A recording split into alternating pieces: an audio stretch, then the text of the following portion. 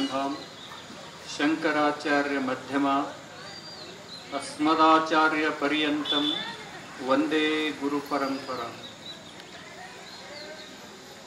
ಹಲವು ಮಾತೇನು ನೀನೊಲಿದು ಪಾದವನಿಟ್ಟ, ನೆಲವೇ ಸುಕ್ಷೇತ್ರ ಜಲವೇ ಪಾವನ ತೀರ್ಥ, ಸುಲಭ ಶ್ರೀ ಗುರುವೇ ಕೃಪೆಯಾಗು.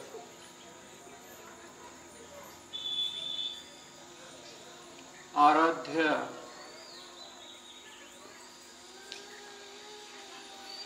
ತತ್ಸ್ವರೂಪರಾಗಿರುವಂತಹ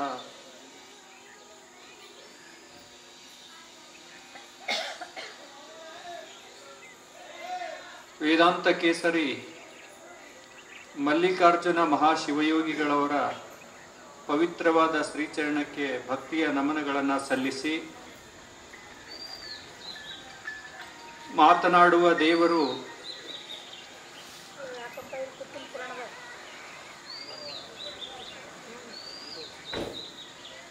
ವಿಶ್ವಸಂತರು, ಮಾತೃ ಹೃದಯಿಗಳು, ಜಂಗಮ ಸಾಮ್ರಾಟ ಚಕ್ರವರ್ತಿಗಳು, ಗುರುದೇವ ಸಿದ್ದೇಶ್ವರ ಅಪ್ಪಗಳವರ ಪವಿತ್ರವಾದ ಶ್ರೀಚರಣಕ್ಕೆ ಭಕ್ತಿಯ ನಮನಗಳನ್ನು ಸಲ್ಲಿಸಿ,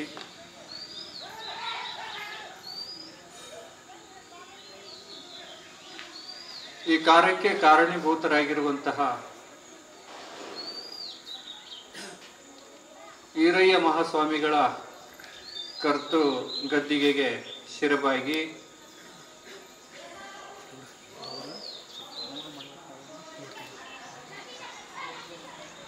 ಈ ಗುರುದೇವಾಶ್ರಮದ ಷಣ್ಮುಖ ಶಿವಯೋಗಿಗಳ ಮಠದ ಅಧಿಪತಿಗಳು, ಸಾತ್ವಿಕರು, ಜ್ಞಾನಿಗಳು ಆಗಿರುವಂತಹ ಈಶಪ್ರಸಾದ ಸ್ವಾಮಿಗಳ ಶ್ರೀಚರಣಕ್ಕೆ ಭಕ್ತಿಯ ವಂದನೆಗಳನ್ನು ಹೇಳ್ತಾ, ವೇದಿಕೆ ಮೇಲೆ ಆಸೀನರಾಗಿರುವಂತಹ ಆತ್ಮೀಯ ಗುರುಬಂಧುಗಳು, ಋಷಿ ಆಶ್ರಮ ವಿಜಯಪುರದ ಪರಮ ಪೂಜ್ಯ ಷಡಕ್ಷರಿ ಮಹಾಸ್ವಾಮಿಗಳ ಶ್ರೀಚರಣಕ್ಕೆ ಭಕ್ತಿಯ ಶರಣಾರ್ಥಿಗಳನ್ನು ಹೇಳ್ತಾ, ಈ ಸತ್ಸಂಗ ಕಾರ್ಯಕ್ರಮವನ್ನು ಆಲಿಸಲು ಬಂದಿರುವಂತಹ ಎಲ್ಲ ಶರಣು ತಂದೆ ತಾಯಿಗಳಿಗೆ ತಮ್ಮೆಲ್ಲರಲ್ಲಿ ಶರಣು ಶರಣಾರ್ಥಿಗಳು.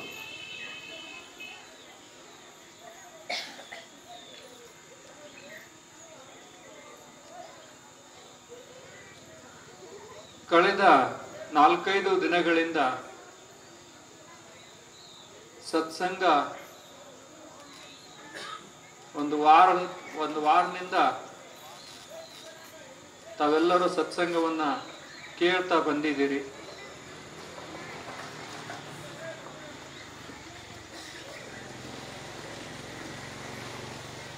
ಸತ್ಸಂಗ ಬಹಳ ಮಹತ್ತರವಾದ ಪಾತ್ರವನ್ನು ನಮ್ಮ ಬದುಕಿನಲ್ಲಿ ವಹಿಸ್ತೈತಿ. ಈಶಪ್ರಸಾದ ಸ್ವಾಮಿಗಳ ನೇತೃತ್ವದಲ್ಲಿ ತಾವೆಲ್ಲರೂ ಆ ಸತ್ಸಂಗದ ಸನ್ಮಾರ್ಗದಲ್ಲಿ ಮುನ್ನಡೀತಾ ಇದ್ದೀರಿ. ಅಥರ್ಗದ ಜನ ಅಪ್ಪುಗಳ ಮೇಲೆ ಎಷ್ಟು ಭಕ್ತಿ ಇದೀರೋ, ಈಶಪ್ರಸಾದ ಸ್ವಾಮಿಗಳ ಮೇಲೂ ಅಷ್ಟೇ ಭಕ್ತಿ ನಿಮ್ಗೆ. ಆದ್ದರಿಂದಲೇ ಕೆಲಸ ಬಿಟ್ಟು ಇಲ್ಲೆಲ್ಲ ಬರೋದು. ಮಾನವ ಜನ್ಮ ಬಹಳ ದೊಡ್ಡದು. ಅದಕ್ಕೆ ಹೇಳ್ತಾರ, ಮನುಷ್ಯ ಜನ್ಮ ಅಂತಂದ್ರೆ ಇದು ಅಮೂಲ್ಯವಾಗಿರುವಂತಹ ನಿಧಿ, ಇದು ಸಂಪತ್ತು, ಇದು ಮನುಷ್ಯ ಜನ್ಮ. ಇದೊಂದು ಪುಣ್ಯದ ಪುಂಜ ಅಂತ ಹೇಳ್ತಾರೆ. ಇದು ಪುಣ್ಯದ ಮೊತ್ತ. ಇದು ಈ ಮನುಷ್ಯ ಜನ್ಮದಲ್ಲಿ ಇದ್ದುಕೊಂಡೆ ನಾವು ಏನೆಲ್ಲವನ್ನು ಸಾಧಿಸುವುದಕ್ಕೆ ಬರ್ತೇವೆ.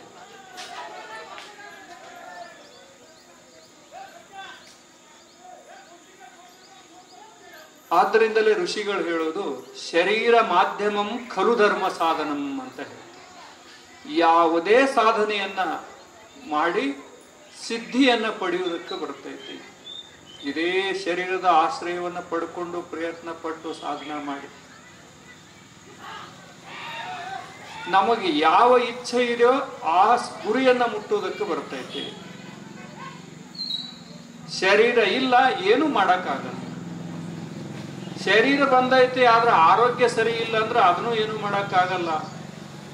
ಶರೀರ ಇರಬೇಕು, ಆದ್ರೆ ನಮ್ಮ ಶರೀರ ಅವಯವಗಳು ಗಟ್ಟಿ ಮುಟ್ಟಾಗಿರ್ಬೇಕು, ಸಾಧನ ಮಾಡಕ್ ಬರ್ತೈತಿ, ಏನೆಲ್ಲ ಸಾಧಿಸುವುದಕ್ಕೆ ಬರ್ತೈತಿ. ಆದ್ರಿಂದ ನೋಡ್ರಿ, ಆದಿ ಕಾಲದಿಂದ ಈ ಕಲಿಯುಗದ ತನಕ ಜಗತ್ತಿನ ಜನ ಎಷ್ಟೆಲ್ಲ ಸಾಧನೆಯನ್ನು ಮಾಡಿದ್ರು, ಏನೇನು ಮನುಷ್ಯಗ ಸಾಧ್ಯ ಇಲ್ಲ, ನಿಸರ್ಗದೊಳಗಿರುವಂತಹ ಚಲನವಲನಗಳ ಸಾಧ್ಯ ಇಲ್ಲ, ಅವೆಲ್ಲ ಪ್ರಯತ್ನ ಪಟ್ಟು ಬೇರೆ ಬೇರೆ ಮುಖಾಂತರವಾಗಿ ಮನುಷ್ಯ ಸಾಧಿಸಿಕೊಂಡ. ಪ್ರಯತ್ನ ಪಟ್ಟು ಸಾಧನ ಮಾಡಿ ಶ್ರಮ ವಹಿಸಿ ಗೌರ ಸುರಿಸಿ ಆಕಾಶದ ಕಡೆ ನೋಡ್ದ ಹಕ್ಕಿಗಳು ಹಾರ್ತಾ ಇದ್ದು. ನಾನು ಹಾರ್ಬೇಕಲ್ಲ ಅಂತ ಪ್ರಯತ್ನ ಪಟ್ಟ, ಆಗ್ಲಿಲ್ಲ. ಆದ್ರ ಮೇಲೆ ಆಕಾಶಕ್ಕೆ ಹೋಗಬೇಕು ಅಂತ ಅವನ ಇಚ್ಛೆ, ಅದಕ್ಕೆ ವಿಮಾನ ಕಂಡು ಹಿಡ್ದ. ಮನುಷ್ಯ ಮಾಡಿದ್ದೇ ಇದೆಲ್ಲ. ಆಳವಾದಂತಹ ಭಯಾನಕ ಸಮುದ್ರದಲ್ಲಿ ಹೋಗಕ್ಕಾಗುದಿಲ್ಲ, ಯಾಕಂದ್ರೆ ತಿಮಿಂಗಿಲಗಳು ಭಾರಿ ಗಾತ್ರದ ಪ್ರಾಣಿಗಳು ಒಂದಕ್ಕೊಂದು ಸೆಕೆಂಡ್ ನಲ್ಲಿ ನುಂಗ್ ಹಾಕಿ ಬಿಡ್ತಾವ. ಅಂತಲ್ಲಿ ಕೂಡ ಹಡಗಿನ ಮುಖಾಂತರ ಅಲ್ಲಿ ತೇಲುದನ್ನ ನೀರ್ನಾಗ ತೇಲಕ್ ಶುರು ಮಾಡ್ದ, ಮೀನಿನಂತೆ ಈಜಕ್ ಶುರು ಮಾಡ್ದ. ಯಾವುದು ಅಸಾಧ್ಯ ಇದೆ ಅದನ್ನೆಲ್ಲ ಮಾಡಿ ತೋರಿಸದ ಮನುಷ್ಯ ಈ ಶರೀರದಲ್ಲಿ ಇದ್ದುಕೊಂಡು ಸಾಧನೆಯನ್ನ ಮಾಡಿ. ಆದ್ರಿಂದ ಈ ಶರೀರ ಬಹಳ ಕೆಲಸ ಕೊಡ್ತೈತಿ, ಇದು ಸಾಧನೆ ಮಾಡೋದಕ್ಕೆ.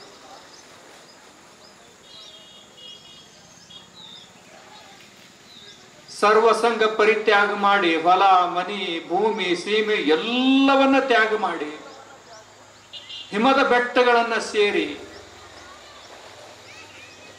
ಘನಘೋರವಾಗಿರುವಂತಹ ತಪಸ್ಸನ್ನು ಮಾಡಿ, ಜಗತ್ತಿನ ಬಹಳ ದೊಡ್ಡ ಋಷಿಗಳಾಗಿದ್ದು ಆತ್ಮ ಸಾಕ್ಷಾತ್ಕಾರವನ್ನ ಮಾಡಿಕೊಂಡಿದ್ದು ಇದೇ ಶರೀರದ ಆಶ್ರಯವನ್ನು ಪಡ್ಕೊಂಡು,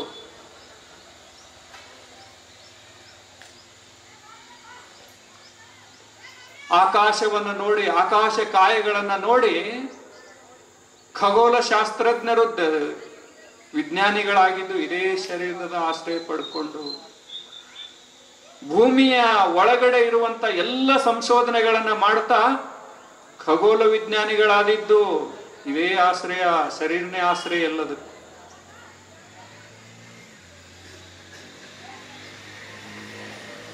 ದೇವತೆಗಳಿಗೆ ಬರೇ ಜಾಗ್ರದ ಅವಸ್ಥೆ ಒಂದೇ ಐತಿ, ಬರೇ ಎಚ್ಚರಾಗೆ ಇರ್ತಾರ, ಅವ್ರ ಕಣ್ಣ ಮುಚ್ಚುದೇ ಇಲ್ಲ. ಅವ್ರು ಹಗಲ ರಾತ್ರಿ ಯುಗಗಳು ಹೋದ್ರು ಕೂಡ ಕಣ್ಣು ತೆರೆದ ಕಣ್ಣು ತೆರೆದಂಗ. ದೇವತೆಗಳಿಗೆ ಒಂದೇ ಅವಸ್ಥೆ, ಜಾಗ್ರತಾವಸ್ಥೆ ಒಂದೇ ಅವಸ್ಥೆ ಅವ್ರಿಗೆ. ಈ ಗಿಡ ಮರಗಳೇನಿದಾವಲ್ಲ ಇವುಗಳಿಗೆ ಬರೀ ನಿದ್ರಾವಸ್ಥೆ, ಬರೇ ನಿದ್ರಿ ಒಳಗಿರ್ತಾವ. ಜೀವನ ತುಂಬಾ ಹುಟ್ಟತಾವ, ನಿದ್ರಿ ಒಳಗ ಹುಟ್ಟತಾವ, ನಿದ್ರಿ ಒಳಗ ಬೆಳಿತಾವ, ನಿದ್ರಿ ಒಳಗ ಫಲ ಕೊಡ್ತಾವ, ನಿದ್ರಿ ಒಳಗ ಒಂದಿನ ಮರಿಯಾಗಿ. ದೇವತೆಗಳು ಹಾಗ ನಿದ್ರಿ ಒಳಗ ಹುಟ್ಟಿ ಎಚ್ಚರದಾಗ ಹುಟ್ಟಿ ಎಚ್ಚರದಾಗ ಬದುಕಿ ಎಚ್ಚರದಾಗ ಮರಿ.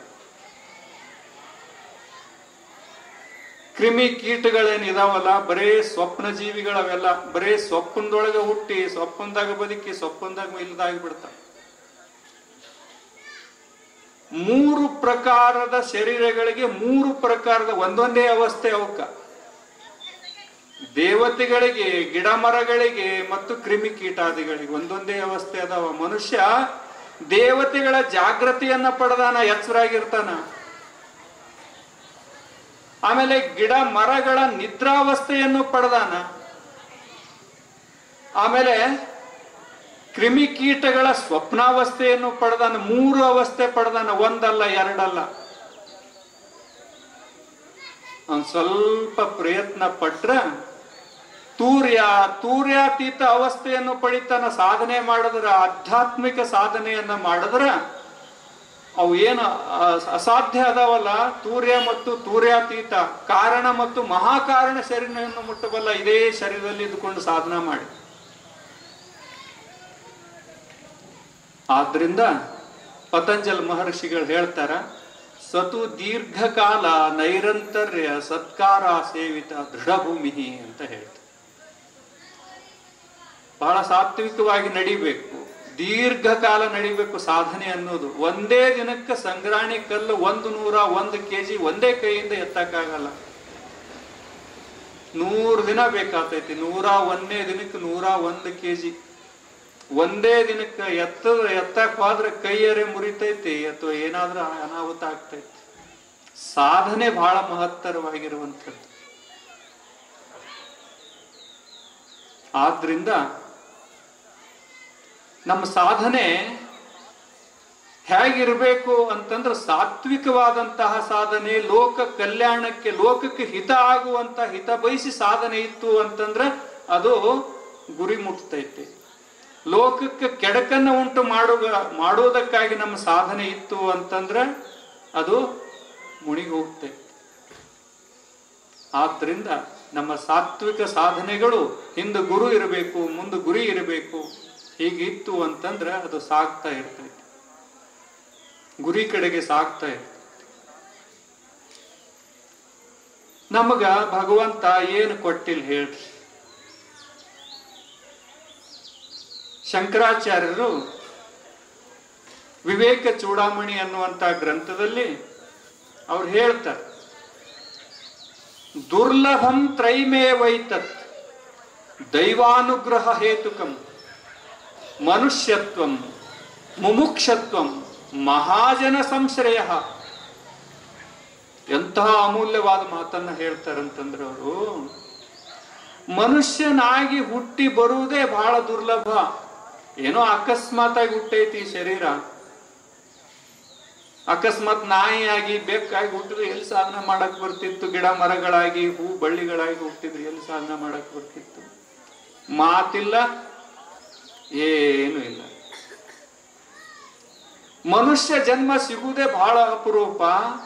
ಅಕಸ್ಮಾತ್ ಆಗಿ ಸಿಕ್ಕೈತಿ. ದುರ್ಲಭಂ ತ್ರೈಮೇವೈತತ್, ದೇವಾನು ದೇವತೆಗಳು ಕೂಡ ಬೇಡ್ಕೋತಾರಂತ, ಭಗವಂತನೇ ನಮಗೆ ಮನುಷ್ಯ ಶರೀರವನ್ನು ಕೊಡು, ಮಾನವ ಜನ್ಮವನ್ನು ಕೊಡು. ಯಾಕಂದ್ರೆ ಅಲ್ಲಿ ಸಾಧನಾ ಮಾಡಿ ಮುಕ್ತಿಯನ್ನ ಪಡೆಯಕ್ ಬರ್ತೈತಿ, ಮನುಷ್ಯ ಜನ್ಮವನ್ನ ಕೊಡುವಂತ ಅವರೇ ಕೈ ಮುಗಿದು ಕೇಳ್ಕೊಂತಾರಂತ. ದುರ್ಲಭಂ ತ್ರೈಮೇವೈತತ್ ದೈವಾನುಗ್ರಹ ಹೇತುಕಮ್ಮ. ಭಗವಂತನ ಕರುಣಾ ಪ್ರಸಾದ ಈ ಶರೀರ, ಎಲ್ಲ ಪ್ರತಿಯೊಬ್ಬರ ಶರೀರ.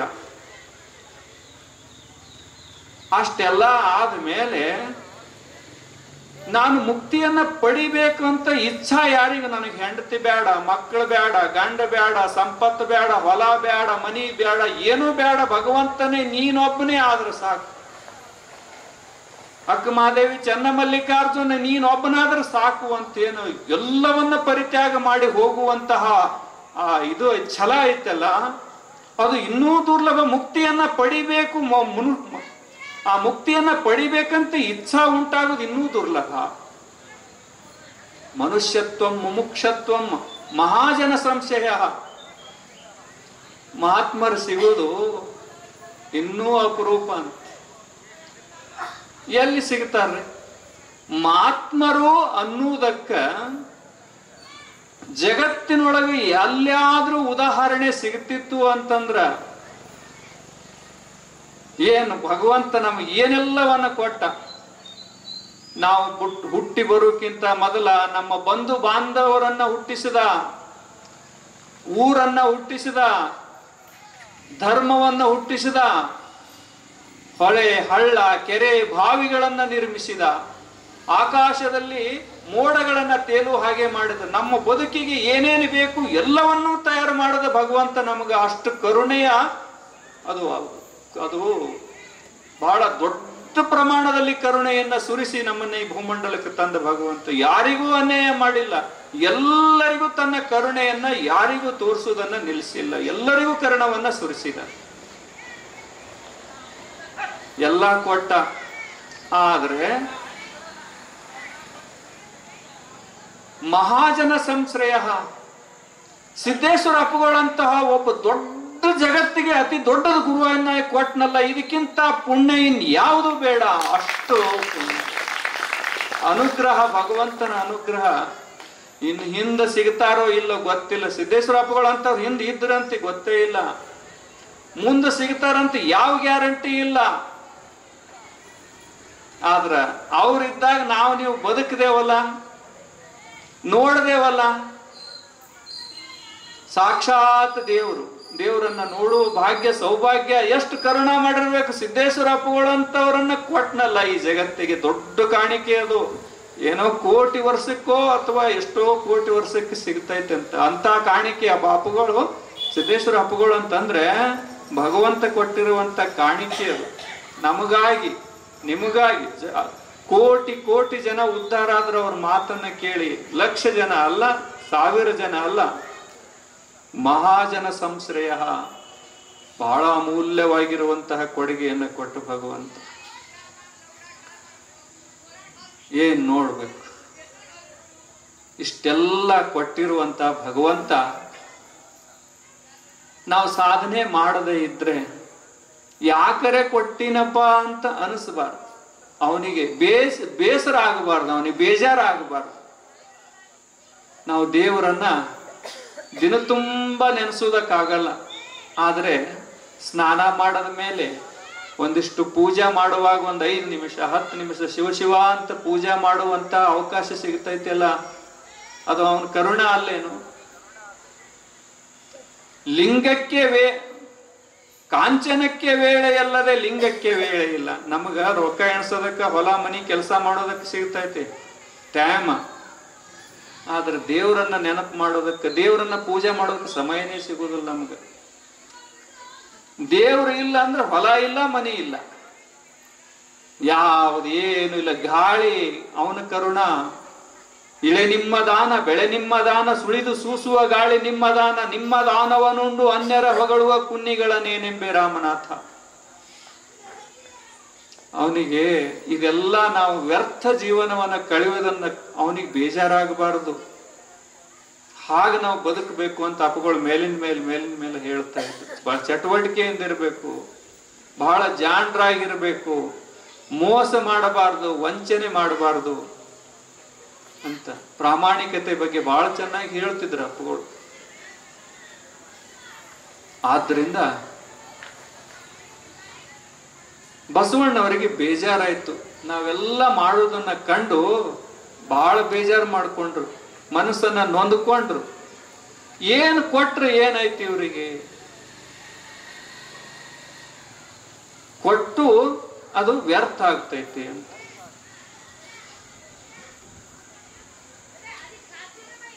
ಒಂದು ಊರ ಐತ್ರಿ.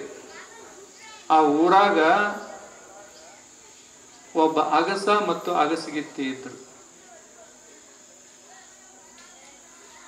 ಗಂಡ ಹೆಂಡತಿ ಇಬ್ರು. ಅವರು ಬಟ್ಟಿ ತೊಳೆಯುವುದು ಅವ್ರ ಕಾಯಕ ಕೆಲಸ. ಅದು ಹೊಳಿ, ಊರ ದಂಡಿಗೆ ಹೊಳಿ, 1 ಕಿಲೋಮೀಟರ್ ದೂರದಲ್ಲಿ ಹೊಳಿ ಘಾಟ್ನೊಳಗ ಬಟ್ಟಿ ತೊಳ್ಯಾಕ್ ಹೋಗ್ತಿದ್ರು. ಒಂದ್ ನಾಯಿ ಸಾಕಿದ್ರು. ನಾಯಿ ಬಹಳ ಒಳ್ಳೇದಿತ್ತು, ಮನಿ ಕಾಯ್ತಿತ್ತು. ಬಹಳ ನಂಬಿಗಸ್ತ ಪ್ರಾಣಿ ಅದು, ಪ್ರಾಮಾಣಿಕವಾದಂತ ಪ್ರಾಣಿ. ಎಷ್ಟು ಕಳ್ಳರು ಕಾಕರು ಬರದಂತೆ ಅವ್ರು ಬೆಳಗಿನಿಂದ ಸಾಯಂಕಾಲ ತನಕ ಬಟ್ಟಿ ತೊಳೆದು ಬಟ್ಟಿ ಒಣಗಿಸಿ ಅವ್ರವ್ರ ಮನೆಗೆ ಕೊಡುವುದು ಅಷ್ಟೆಲ್ಲ ನಿತ್ಯ ಕಾರ್ಯಗಳು, ಕೆಲಸಗಳವರು. ಹೀಗಾಗಿ ಕಾಯ್ತಾ ಇತ್ತು. ಆದ್ರ ಅವ್ರಿಗೆ ಗಂಡ ಹೆಂಡತಿ ಮನೆಯಾಗ ಮಾತಾಡ್ತಿದ್ರಿ. ಏನ್ ಮಾತಾಡ್ತಿದ್ರು ಅಂದ್ರ, ಈ ನಾಯಿಗಳು, ಬೇರೆ ಬೇರೆ ನಾಯಿಗಳು ಮನುಷ್ಯರು ಅವ್ರ ಮ್ಯಾಲ ತುಳಿತಾರ, ಬಟ್ಟಿ ಒಣಗಕ್ ಹಾಕಿರ್ತೀವಲ್ಲ ತುಳಿತಾರ ಅಂತೇಳಿ. ಅದು ಕೇಳಿಸ್ಕೊಂತ್ರು ಒಂದಿನ ನಾಯಿ. ಯಾವರೇ ನಾಯಿ ನಮ್ಮ ಮಾಲೀಕರ ಬಟ್ಟಿ ಮ್ಯಾಲ ತೊಳೆದ್ ಹಾಕಿದ ಬಟ್ಟಿ ಮ್ಯಾಲ ಬಂದು ಅಂತಂದ್ರೆ ಅವ್ರು ಕಡಿಬೇಕಂತ ಹೇಳಿ ಸಿಟ್ಟಿಗೆ ಬಂದು, ಯಾರು ಮನುಷ್ಯರು ಬಂದ್ರಂದ್ರೆ ಅವ್ರನ್ನ ಹೊರಗೆ ಹಾಕ್ಬೇಕಂತ ಮನಸ್ಸಿಗೆ ಬಂದು, ಆ ಕಡೆ ನೆನಪಾಯ್ತ್ರಿ. ಅವ್ರು ಬಟ್ಟಿ ತೊಳ್ಯಾಕ್ ಮಧ್ಯಾಹ್ನದಾಗ ತೊಳ್ಯಾಕ್ ಹೋದಾಗ ಈ ನಾಯಿಗೆ ನೆನಪಾಗಿ ಆ ಕಡೆ ಹೋಲಕ್ ಶುರು ಮಾಡ್ತಾರೆ. ಎಲ್ಲಿ ಓಡಿ ಓಡಿ ಓಡಿ ಓಡಿ ನದಿ ಕಡೆ ಹೋಗ್ತಾ ಇದ್ದೆ. ನದಿ ಕಡೆ ಅರ್ಧ ದಾರಿಗೆ ಹೋಗೋದ್ರಾಗ ಮತ್ ಮನ್ಯಾಗ ಯಾರ ಕಳ್ಳರು ಬರ್ತಾರಂತ ತಿಳ್ಕೊಂಡ್ ಮತ್ ಮನಿ ನೆನಪಾಗಿ ಮನಿ ಕಡೆ ಬಂದ. ಆಮೇಲೆ ಮನಿ ಮುಂದೆ ಬರೋದ್ರಾಗ ಮತ್ ಅದು ನೆನಪಾಯ್ತು, ಯಾರೇ ಬಂದ್ರ ಅಲ್ಲಿ ಹಂಗ ಯಾರ ಚಪ್ಪಲ್ಗಾಲಿನ ತುಳಿದ್ರ ಹೆಂಗ ತೊಳಿಲಾರ್ದಂಗ ಬಟ್ಟೆ ಎಲ್ಲ ಹೊಲಸಾಗಿ ಬಿಡ್ತಾವ, ಹೊಳೆಯಾಗಿ ಬಿಡ್ತಾವ ಬಟ್ಟೆ ಅಂತ ತಿಳ್ಕೊಂಡ್ ಮತ್ ಅಲ್ಲಿಗೆ ಹೋಗ. ಹಿಂಗ ಆ ಕಡೆ ಒಂದ್ಸಲ ಹೋಗುದು, ಆ ಕಡೆ ಹೋದಾಗ ಇದು ನೆನಪಾತಿತ್ತು, ಇದಕ್ಕೆ ಈ ಕಡೆ ಬಂದಾಗ ಅದು ನೆನಪಾತಿತ್ತು. ಹಿಂಗೆ ಓಡಾಡಿ ಓಡಾಡಿ ಓಡಾಡಿ ದಿನ ಕಳೀತು. ಮನಿನೂ ಕೈಲಿಲ್ಲ, ಕಡೆ ಹಳ್ಳನೂ ಕೈಲಿಲ್ಲ. ಆದ್ರಿಂದ ನಮ್ಮದು ಹೇಗಾಗಿವೆ ಹಾಗಾಗಬಾರ್ದು ಅಂತ ಅಗಸರ್ನಾಯಿ ಹಳ್ಳನೂ ಕಾಯ್ಲಿಲ್ಲ, ಮನಿನೂ ಕಾಯ್ಲಿಲ್ಲ ಅಂದಂಗ ನಾವು ದೇವರ ಕಡೆಯಿಂದ ಏನು ಬಂದೇವಲ್ಲ, ನಾವು ಗಟ್ಟಿಯಾಗಿ ಒಂದೇ ಕಡೆ ದೃಢವಾಗಿ ನಾವು ಸಾಧನೆಯನ್ನ ಮಾಡಬೇಕು ಅಂತ. ಇಲ್ಲಾಂದ್ರೆ ಆ ಕಡೆ ಇಲ್ಲ ಈ ಕಡೆ ಇಲ್ಲ ಅಂತಂದಾಗ ಬಸವಣ್ಣವ್ರು ಹೇಳ್ದಂಗ ಆಗ್ತೈತಿ. ಅಂಧಕನ ಕೈಯಲ್ಲಿ ಏನ್ ಹೇಳ್ತಾರೆ ಬಸವಣ್ಣವರು ಅಂತಂದ್ರೆ, ಬಹಳ ಸುಂದರವಾದ ಮಾತನ್ನ ಹೇಳ್ತಾರೆ ಬಸವಣ್ಣವರು.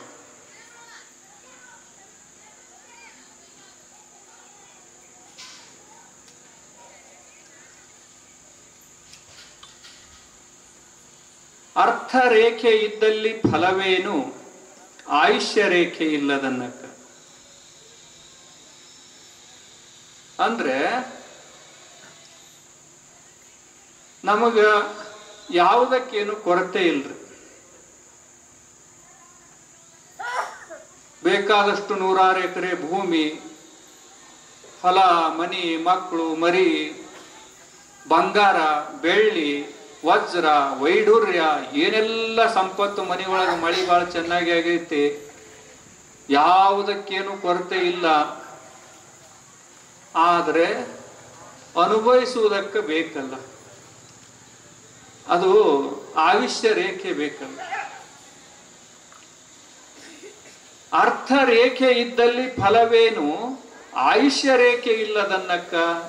ಸಂಪತ್ತು ಬೇಕಾದಷ್ಟೈತಿ, ಯಾವುದಕ್ಕೇನು ಕೊರತೆ ಇಲ್ಲ, ಅನುಭವಿಸೋಕ್ ಬೇಕಲ್ಲ. ಆಯುಷ್ಯನೇ ತೀರ್ ಹೋಗಿತ್ತಂದ್ರೆ ಏನ್ ಮಾಡೋದ್ರಿ? ಒಂದು ಊರ ಐತ್ರಿ, ಆ ಊರಾಗ ಇಬ್ಬರು ಗಂಡ ಹೆಂಡತಿ ಇದ್ರು. ಬಹಳ ಒಳ್ಳೆಯವರು, ಸಾತ್ವಿಕರು. ಹೀಗಾಗಿ ನೀವು ಮಠಕ್ಕೆ ಬರ್ತೀರಿ, ಹೋಗ್ತೀರಿ, ಸೇವಾದಿಗಳನ್ನ ಮಾಡ್ತೀರಿ, ಹೀಗೆಲ್ಲ ಮಾಡ್ತಿದ್ರು. ಗುರುಗಳ ಸತ್ಸಂಗ, ಪುಣ್ಯ, ಪ್ರವಚನ, ಏನೆಲ್ಲ ಕಾರ್ಯಗಳನ್ನ, ದಾಸೋಹ ಕಾರ್ಯ ಏನೆಲ್ಲ ಮಾಡ್ತಿದ್ರು. ಮನಿ ಕೆಲಸ ಮಾಡಿ, ಹೊಲದ ಕೆಲಸ ಮಾಡಿ, ಅದರ ಜೊತೆಗೆ ಮಠದ ಕೆಲಸ, ಸೇವಾದಿಗಳನ್ನ ಮಾಡ್ತಾ ಇದ್ರು. ಅಕಸ್ಮಾತ್ ಆಗಿ ಒಂದಿನ ಅವ್ರಿಗೆ ಏನಾಯ್ತು ಅಂತಂದ್ರ, ಏನೋ ಎಲ್ಲರೂ ಟಿಕೆಟ್ ತೆಗಿಸ್ತಾರಂತ ಇವರು ಟಿಕೆಟ್ ತೆಗಿಸಿದ್ರು. ಯಾವುದು? Lottery ticket. ಲಾಟ್ರಿ ಟಿಕೆಟ್ ತೆಗೆಸಿದ್ರು. ಲಾಟ್ರಿ ಟಿಕೆಟ್ ಇವು ಗಂಡನ ಹೆಸರಲ್ಲೇ ತೆಗೆಸಿದ್ರು. ಹೆಂಡತಿ ಗಂಡನ ಹೆಸರಲ್ಲಿ ತೆಗೆಸಿದಳು. ಅದು ಲಾಟ್ರಿ ಹತ್ತು ಬಿಡ್ತು. ಎಷ್ಟು ಗೊತ್ತೈತೆ ಅನ್ರಿ? 1 ಲಕ್ಷ ಅಲ್ಲ, 10 ಲಕ್ಷ ಅಲ್ಲ, 100 ಲಕ್ಷ ಅಲ್ಲ, 25 ಕೋಟಿ ಲಾಟ್ರಿ. ಸುಮ್ ಕಲ್ಪನಾ ಮಾಡ್ಕೋರಿ, 25 ಕೋಟಿ ಲಾಟ್ರಿ ಹತ್ತು. ಅವಾಗ ಅವ್ರ ಗುರುಗಳು, ಇಲ್ಲೇ ಕೇರಳದಲ್ಲಿ ಆಗಿರುವಂತ ಘಟನೆ ರೀ, ಈಗ 1 ವರ್ಷದ ಹಿಂದೆ. ಅದು ಏನಾಯ್ತು ಅಂತಂದ್ರ,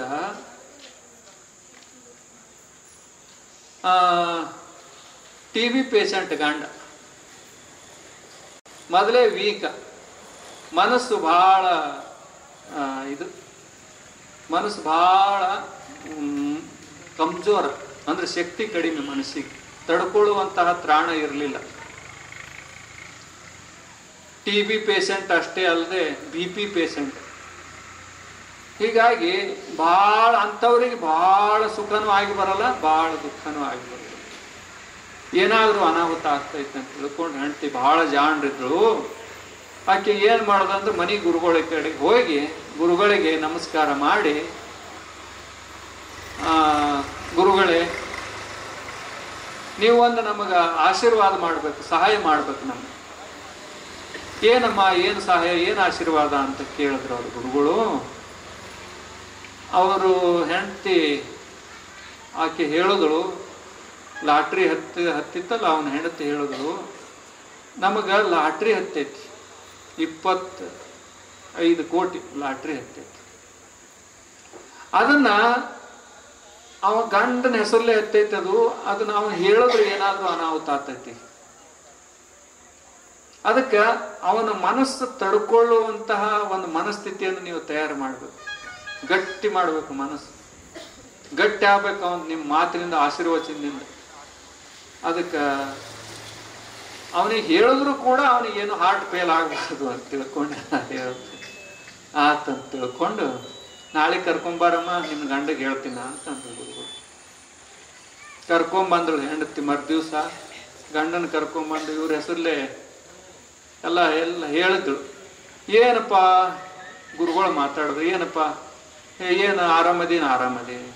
ಹೊಲ ಮನಿ ಎಲ್ಲ ಚೆನ್ನಾಗೈತಿ, ಎಲ್ಲ ಚೆನ್ನಾಗಿ. ಹೊಳ ಮನಿ ಇದು ಏನು ಮಳಿ ಬೆಳೆ ಎಲ್ಲ ಚೆನ್ನಾಗೈತಿ, ಯಾವುದಕ್ಕೇನು ಕೊರತೆ ಇಲ್ಲ ಅಂತ ಗುರುಗಳು ಮಾತಾಡಿಸ್ತಾ ಅಕಸ್ಮಾತಾಗಿ ಏನೋ ಅಪ್ಪ ಒಂದು ನಿನಗ ಅಕಸ್ಮಾತಾಗಿ 1 ಲಕ್ಷ ರೂಪಾಯಿ ನಿನಗ ಲಾಟ್ರಿ ಹತ್ತಂದ್ರೆ ಏನು ಮಾಡ್ತೀವಿ? ಏನು ಒಂದಿಷ್ಟು ತಗೊಳ್ಳೋದೈತಿ, ಆ ಕಡೆ ಈ ಕಡೆ ಸಾಲ ಸಮದ ಆಗೈತಿ, ಕೊಟ್ಟು ಬಿಡ್ತೀನಿ. ಆಮೇಲೆ 10 ಲಕ್ಷ ಅಕಸ್ಮಾತ್ ನಿನಗೆ ಹತ್ತಪ್ಪ ದೇವ್ರ ಆಶೀರ್ವಾದದಿಂದ ಲಾಟ್ರಿ ಹತ್ತಂದ್ರೆ ಏನ್ ಮಾಡ್ತಿ ಅಂತ ಗುರುಗಳು ಕೇಳಿದ್ರು. ಏನ್ ಹೆಂಡ್ರು ಮಕ್ಕಳು ಅದಾರ, ಅವ್ರು ಕೊಡ್ತೊಳೋದು, ಗಂಡು ಮಕ್ಳದು ಮದುವೆ ಮಾಡೋದು, ಇವೆಲ್ಲ ಕೆಲಸಗಳದಾವ. ಏನೋ ಅಪ್ಪ ಇನ್ನೂ ದೇವರ ಆಶೀರ್ವಾದ ಜಾಸ್ತಿ ಆಯ್ತು ಅಂತಂದ್ರ 25 ಕೋಟಿ ನಿನಗ 25 ಕೋಟಿ ರೂಪಾಯಿ ನಿನಗ ಲಾಟ್ರಿ ಹತ್ತಂದ್ರೆ ಏನ್ ಮಾಡ್ತಿ? ಅದೆಲ್ಲ ನಿಮ್ಗೆ ಕೊಡ್ತೀನಿ ಗುರುಗಳೇ ಅಂತಂದ. ಅವಾಗ ಗುರುಗಳಿಗೆ ನನಗ್ ಕೊಡ್ತೀಯ ಅಂತಂದ ಹಾರ್ಟ್ ಫೇಲ್ ಆಗಿ ಗುರುಗಳಿಗೆ ಹೋಗಿ ಅಂದ್ರೆ ಹೆಂಗಾಗ್ತೈತಿ? ಸಂಪತ್ತು ಇನ್ನೂ ಬಂದಿಲ್ಲ ಗುರುಗಳಿಗೆ. ಸಂಪತ್ತು ಅವೆಲ್ಲ ನಿಮಗೆ ಕೊಡ್ತೀನಿ ಒಂದು ಮಾತ್ರಕ್ಕೆ ಹಾರ್ಟ್ ಫೇಲ್ ಆಗ್ಬೇಕಾಗಿ ಅಂದ್ರೆ ಸಂತೋಷ, ಅತಿಯಾದ ಸಂತೋಷ ಆದ್ರೂ ಹಂಗಾಗ್ತದೆ. ಅತಿಯಾದ ದುಃಖನೂ ಅದು ಕೆಟ್ಟದ್ದೇ, ಅತಿಯಾದ ಸುಖ, ಅತಿಯಾದ ಸಂತೋಷನೂ ಅದು ಕೆಟ್ಟದ್ದೇ. ಅತಿ ಆದ್ರ ಅಮೃತವು ಕೂಡ ವಿಷ ಆಗ್ತೈತಿ. ಗುರುಗಳಿಗೆ ಎಷ್ಟು ಕೊಡ್ತಿದ್ದ ಮಾತು ಬೇರೆ, 1 ಕೋಟಿ ಕೊಡ್ತಿದ್ದೋ 10 ಕೋಟಿ ಕೊಡ್ತಿದ್ದೋ, ಆದ್ರ ಆಯುಷ್ಯನೇ ಮುಗಿದು ಹೋಗ್ಬಿಟ್ಟಿತ್ತು. ಬಸವಣ್ಣವ್ರು ಬಹಳ ಚೆನ್ನಾಗಿ ಹೇಳಲ್ರಿ, ಅರ್ಥ ರೇಖೆ ಇದ್ದಲ್ಲಿ ಫಲವೇನು, ಆಯುಷ್ಯ ರೇಖೆ ಇಲ್ಲದನ್ನಕ್ಕ.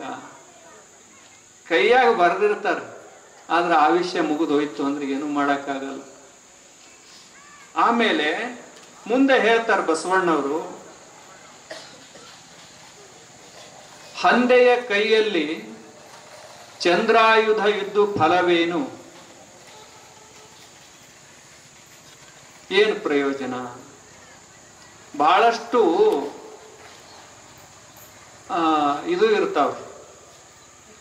ಏನಂತಂದ್ರೆ ಆಯುಧಗಳಿರ್ತಾವ. ವಿಷ್ಣುವಿನ ಆಯುಧ ಚಕ್ರ. ಆಮೇಲೆ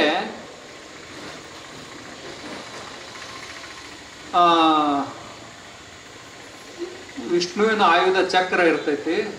ಶಿವನ ಆಯುಧ ಯಾವುದ್ರಿ? ಶಿವನ ಆಯುಧ ತ್ರಿಶೂಲ. ಆಮೇಲೆ ಇಂದ್ರನ ಆಯುಧ ವಜ್ರಾಯುಧ. ಚಂದ್ರನ ಆಯುಧ ಚಂದ್ರಾಯುಧ. ಹಂದಿ ಕೈ ಒಳಗ ಚಂದ್ರಾಯುಧ ಇದ್ದು ಫಲವೇನು? ಹಂದಿ ಏನು ಮುಖದಲ್ಲಿ ಚಂದ್ರಾಯುಧ, ಚಂದ್ರಾಕಾರವಾಗಿರ್ತೈತೆ ಅದು ಆಯುಧ. ಅದು ಆದ್ರೆ ಯಾವ ಯುದ್ಧ ಮಾಡ್ತೈತ್ರಿ ಹಂದಿರಿ? ಏನ್ ಪ್ರಯೋಜನ? ಇದ್ದು ಇಲ್ಲಾರ್ದಂಗೆ ಯಾವ ಕೆಲಸಕ್ಕೂ ಬರೋದಿಲ್ಲ ಅದು. ಹಂದೆಯ ಕೈಯಲ್ಲಿ ಚಂದ್ರಾಯುಧವಿದ್ದು ಫಲವೇನು, ಯಾವ ಅದು ನಿಷ್ಪ್ರಯೋಜಕ. ಬಸವಣ್ಣವರು ಬಹಳ ತಿಳಿದವರು. ನಮಗೆ ಯಾವುದಕ್ಕಾಗಿ ಶರೀರ ನಿರ್ಮಾಣ ಆಗಿದೆ ಅದು ಆ ಸಾಧನೆಯನ್ನ ನಾವು ಮುಟ್ಟಬೇಕು, ಆ ಗುರಿಯನ್ನ ಮುಟ್ಟಬೇಕು ಅಂತ ಅವ್ರ ಇಚ್ಛೆ. ಆದ್ರಿಂದಲೇ ಈ ಮಾತು ಹೇಳ್ತಾ ಇದ್ದಾರೆ. ಅಂದ್ರೆ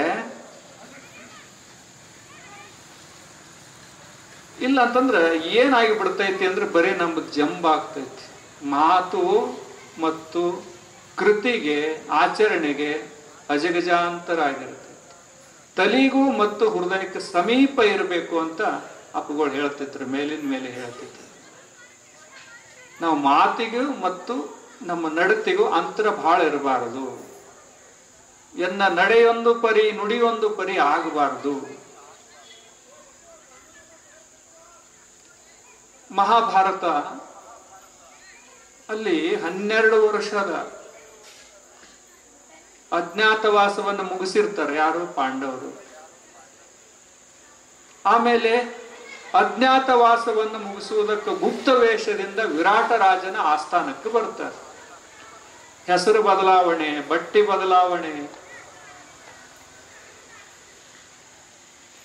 ಆಮೇಲೆ ಗುಪ್ತ ವೇಷದಿಂದ ಇದ್ದು ಕೆಲಸ ಮಾಡ್ಕೊಂತ ಇರ್ತಾರೆ. ಮತ್ತೆ ಹಾಗೆ ಇರೋದಿಲ್ಲ. ವಿರಾಟ ರಾಜನ ಆಸ್ಥಾನದಲ್ಲಿ ಅರ್ಜುನ ಬೃಹನ್ನಳೆ ಆದ್ರ, ಧರ್ಮರಾಜ ಕಂಕಭಟ್ಟ ಆದ್ರ, ಭೀಮ ಬಲ್ಲವ ಆದ್ರ, ನಕುಲ ಸಹದೇವರು ಅವರು ಗೋಶಾಲಕ್ಕ ಸೇವೆ ಮಾಡ್ತಾ ಇದ್ರ. ಆಮೇಲೆ ಸೈರಂಧ್ರಿ ಆಗಿರ್ತಾಳೆ ದ್ರೌಪದಿ.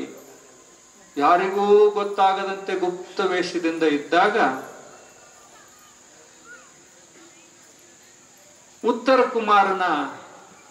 ಕುಮಾರ ಅಂತ ಒಬ್ಬ ವಿರಾಟ್ ರಾಜನ ಮಗ. ವಿರಾಟ್ ರಾಜನ ಮಗ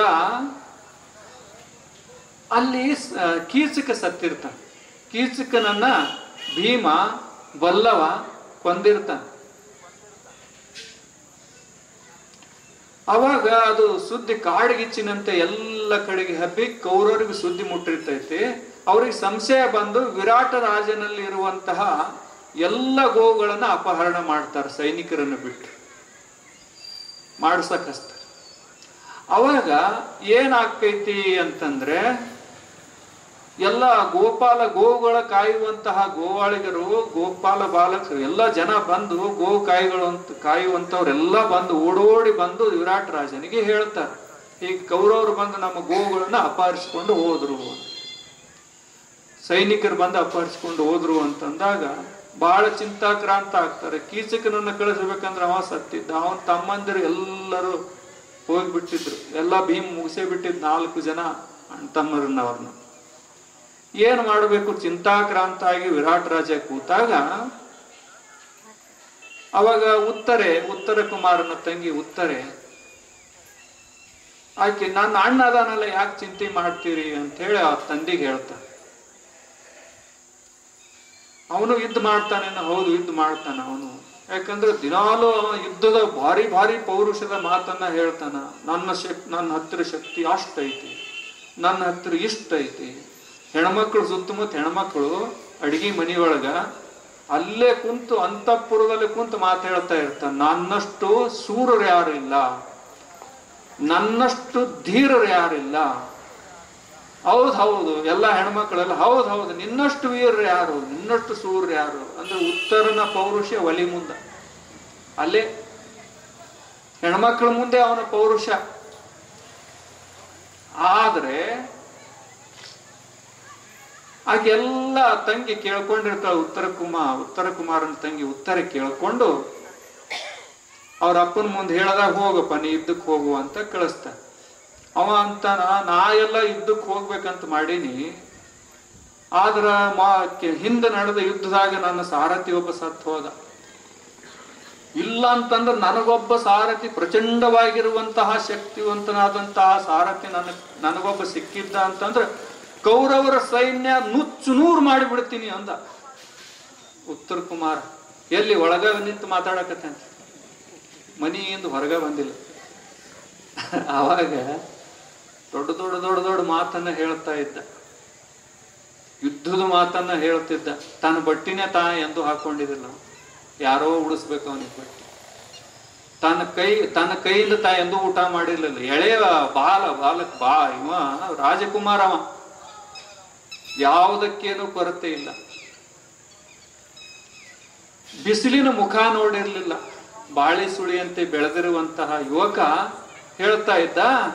ಅವಾಗ ನಾ ಏನು ಮಾಡ್ಲಿ, ನನಗೆ ಇದು ಬಹಳ ಸಂಕಟದ ಸಮಯ ಐತಿ, ನನಗೆ ಯುದ್ಧಕ್ಕೆ ಹೋಗೋದಕ್ಕೆ ಬಹಳ ಕಷ್ಟ ಆಗ್ತೈತಿ ನನಗಂತ ಹೇಳಿ ಸಾರಥಿ ಒಬ್ಬಬೇಕು ಅಂತಂದಾಗ ನಾನೇ ಅದೀನಿ ಅಂತ ಇವ ಬೃಹನ್ನಳೆ ಇದ್ನಲ್ಲ, ಉತ್ತರಿಗೆ ನಾಟ್ಯ ವಿದ್ಯೆಯನ್ನು ಕಲಿಸುವಂತಹ ಅರ್ಜುನ ಬೃಹನ್ನಳೆ ಆಗಿದ್ದ, ನಾನೇ ನಿನಗೆ ಸಾರಥಿಯಾಗಿ ಬರ್ತೀನಿ ಅಂದ.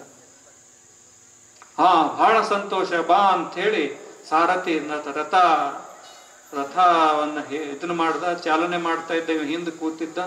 ಅದು ಯುದ್ಧ ಭೂಮಿಗೆ ಬಂತು. ಕೌರವರ ಸೈನ್ಯ ಬೀಡು ಬಿಟ್ಟಿತ್ತು ವಿರಾಟ್ ರಾಜನಿಗೆ ಮುತ್ತಿಗೆ ಹಾಕುವುದಕ್ಕೆ. ಇವ ಸೈನ್ಯವನ್ನ ಎದುರಿಸುವುದಕ್ಕೆ ಹೊರಟ, ಯುದ್ಧಕ್ಕೆ ಹೊರಟ.